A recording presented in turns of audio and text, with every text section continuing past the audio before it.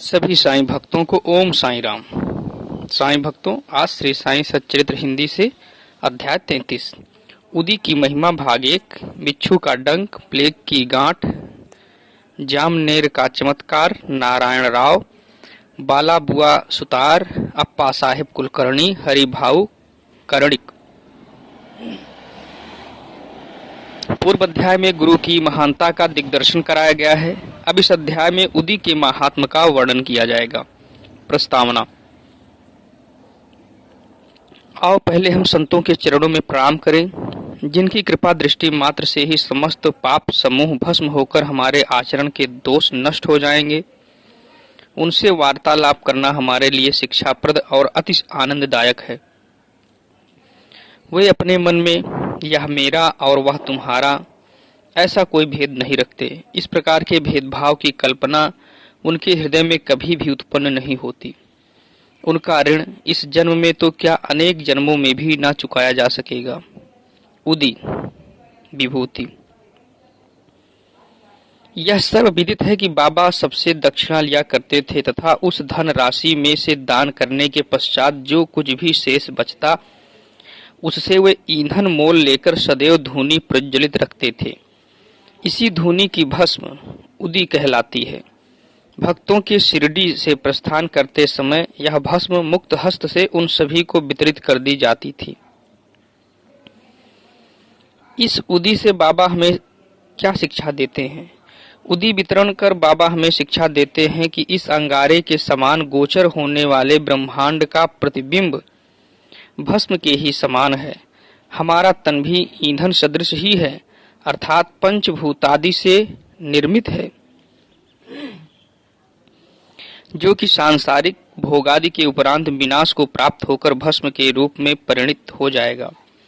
भक्तों की इस बात की स्मृति दिलाने के हेतु ही कि अंत में यह देह भस्म सदृश होने वाली है, बाबा उदी वितरण किया करते थे। बाबा इस उदी के द्वारा एक और भी शिक्षा प्रदान करते हैं कि इस संसार में ब्रह्म ही सत्य और जगत मिथ्या है।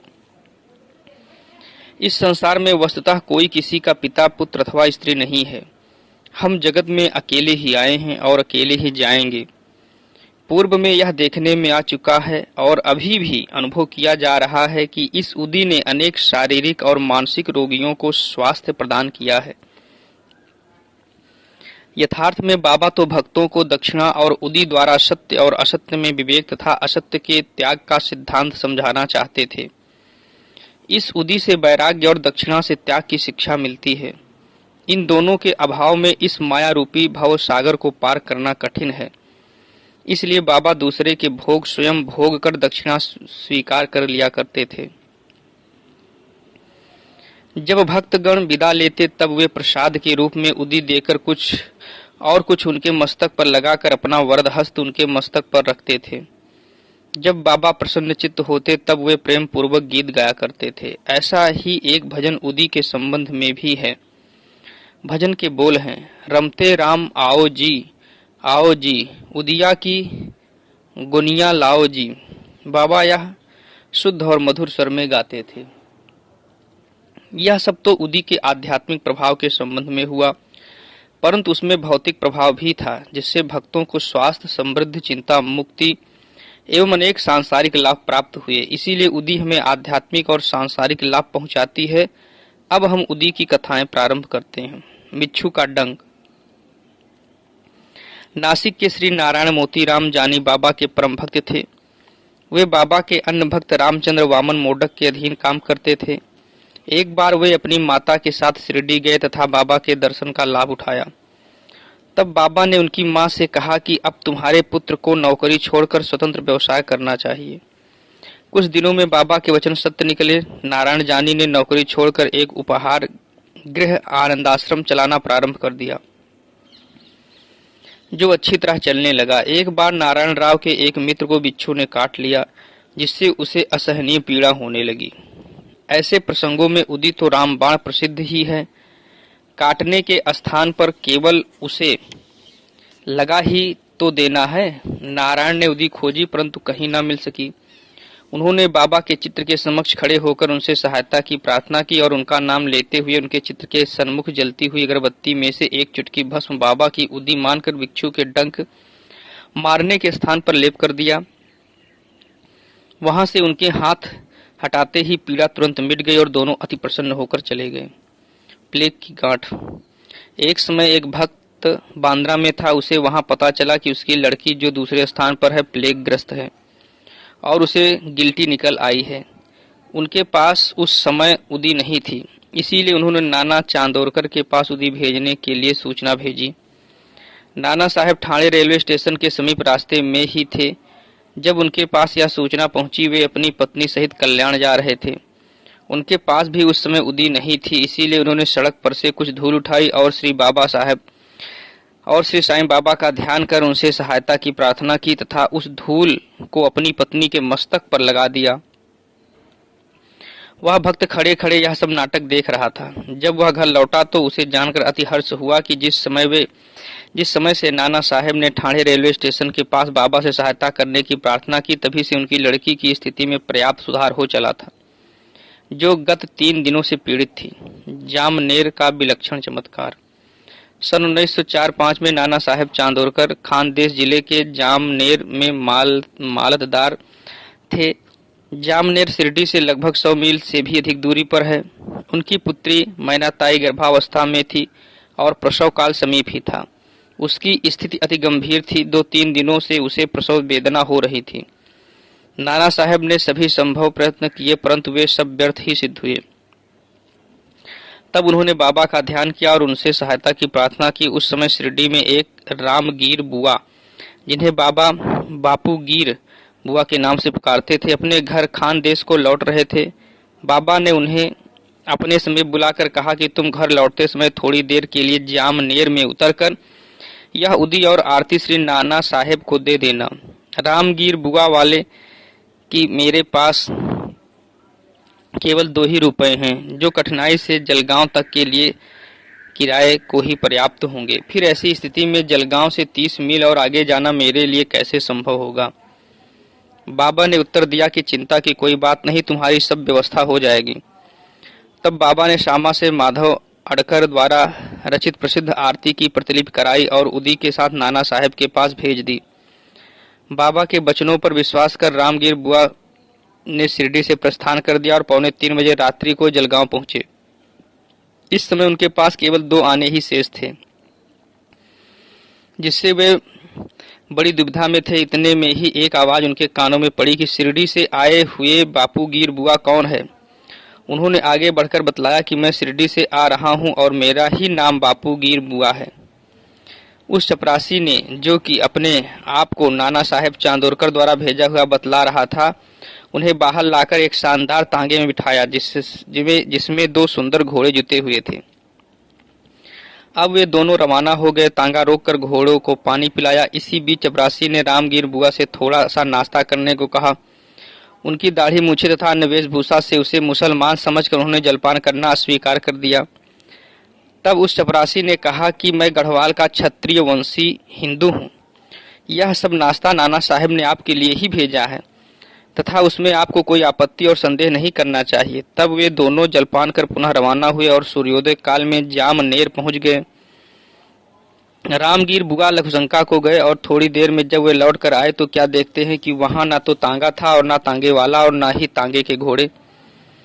उनके मुख से एक शब्द भी न निकल रहा था। वे समीप की ही कचहरी में पूछताछ करने गए और वहां उन्हें पता चला कि इस समय मामलतदार घर पर ही हैं। वे नाना साहब के घर गए और उन्हें बतलाया कि मैं शिरडी से बाबा की आरती और उदी लेकर आ रहा हूं। उस समय मैनाताई की स्थिति बहुत ही गंभीर थी और सभी को उसके लिए बड़ी चिंता थी। नाना साहब ने अपनी पत्नी को बुलाकर उदी को जल में मिलाकर अपनी लड़की को पिला देने और आरती करने को कहा। उन्होंने सोचा कि बाबा की सहायता बड़ी सामयिक है। थोड़ी देर में ही समाचार प्राप्त हुआ कि प्रसव कुशलता पूर्वक होकर समस्त पीड़ा दूर हो गई है। जब रामगीर बुआ ने नाना साहब को चपरासी, तांगा तथा जलपान आदि रेलवे स्टेशन पर भेजने के लिए धन्यवाद दिया तो नाना साहब को यह सुनकर महान आश्चर्य हुआ और वे कहने लगे कि मैंने न तो कोई तांगा न चपरासी ही भेजा था और ना ही मुझे शिरडी से आपके पधारने की कोई पूर्व सूचना ही थी। ठाणे के सेवानिवृत्त श्री बी हुई देव ने नाना साहेब चांदोरकर के पुत्र बापू साहेब चांदोरकर और शिरडी के रामगीर बुआ से इस संबंध में बड़ी पूछताछ की और फिर संतुष्ट होकर श्री साईं लीला पत्रिका भाग 13 नंबर 11, 12, 13 में गद्य और पद्य में एक सुंदर रचना प्रकाशित की। श्री वी नरसिंह स्वामी ने भी एक मैनाताई भाग 5 पृष्ठ 14, 2 बापू साहेब चांदोरकर भाग 20 पृष्ठ 50 और 3 रामगीर बुआ भाग 27 पृष्ठ 83 के कथन लिए हैं, जो कि क्रमशः 1 जून 1936, 16 सितंबर 1936 और 1 दिसंबर 1936 को छपे हैं और ये सब उन्होंने अपनी पुस्तक भक्तों के अनुभव भाग 3 में प्रकाशित किए हैं। निम्नलिखित प्रसंग रामगीर बुआ के कथनानुसार उद्धृत है। एक दिन मुझे बाबा ने अपने समीप बुलाकर एक उदी की पुड़िया और एक आरती की प्रतिलिपि देकर आज्ञा दी कि जामनेर जाओ और यह आरती तथा उदी नाना साहेब को दे दो।